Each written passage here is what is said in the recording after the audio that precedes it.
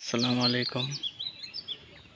দেখুন, বাড়ির পালানে কিছু জমি জায়গা পড়েছিল, এতে সবজি চাষ করছি। টমেটো, অনেক টমেটো এসেছে। দেখুন, দেখাচ্ছি টমেটো।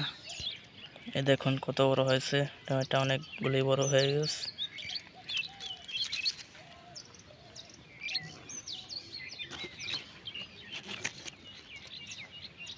এখানে এগুলো একটু ছোট ছোট আছে, মানে বড় হচ্ছে।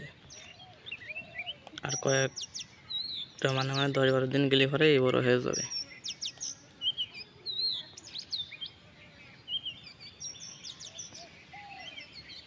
এখানে ডাঁটার শাকও আছে, এই জমিতেই ডাঁটার শাক দেখা যাচ্ছে। যে আর মরিচ গাছও আছে, ভালোই কালার হয়েছে মরিচ গাছ। দেখেন মরিচ গাছ।